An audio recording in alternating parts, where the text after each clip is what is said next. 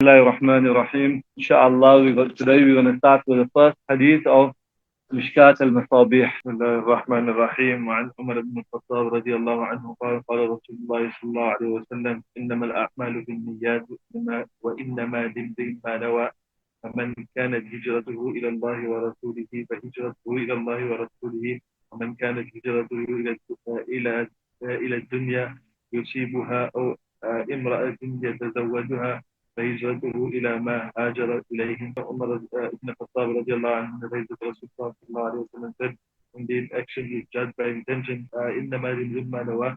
So indeed only for it depends on what a person be judged. So, whoever intends hijrah of Allah subhanahu wa ta'ala and His messenger, the hijrah will be for Allah and His messenger.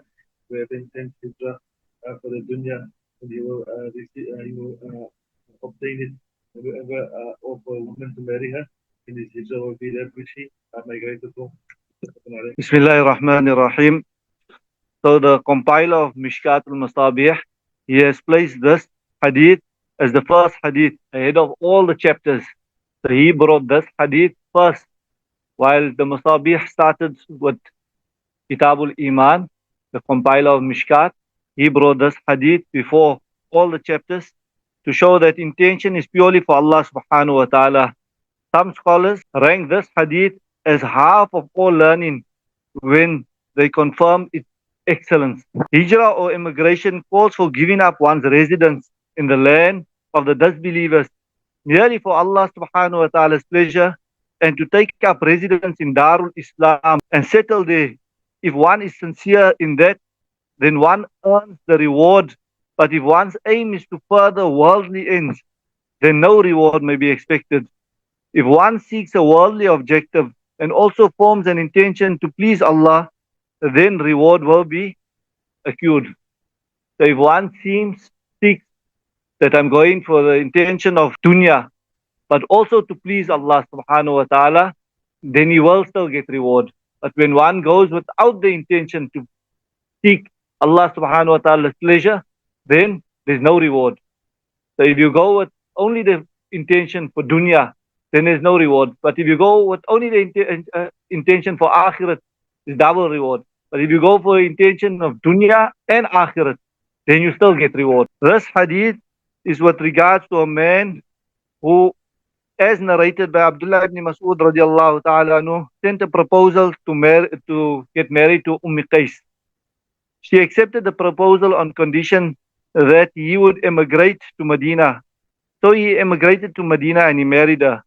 Since then, he became known to as Muhajir Qais. Muhajir Qais. He migrated for Qais radiallahu ta'ala anhu. There are versions of this hadith with different narrations, but the meaning, different slight variation in the hadith, but the meaning remains the same. A person will earn reward according to his intention, as many as intentions that he forms. One action, many intentions.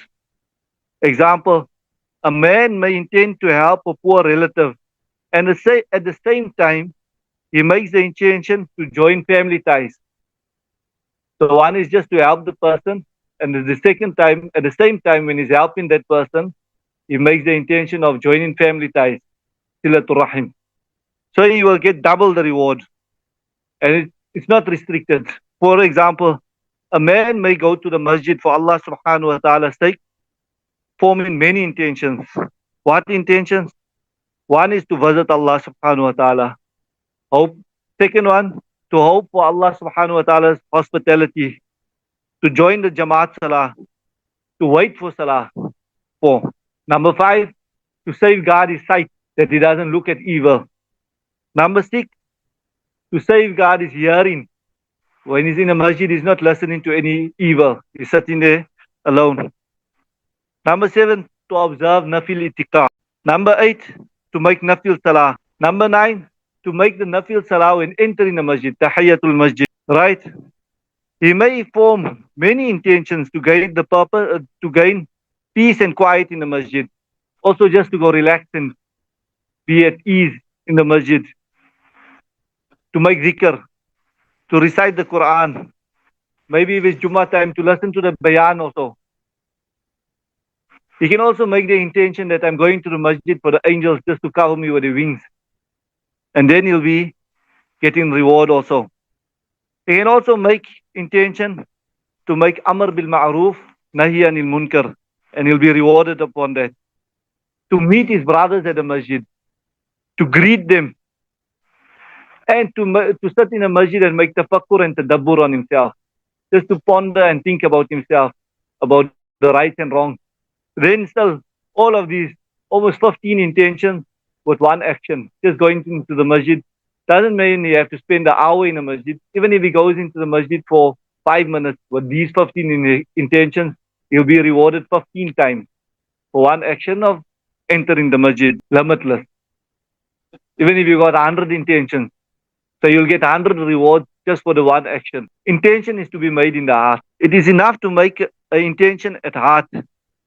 It does not need to be repeated by the tongue.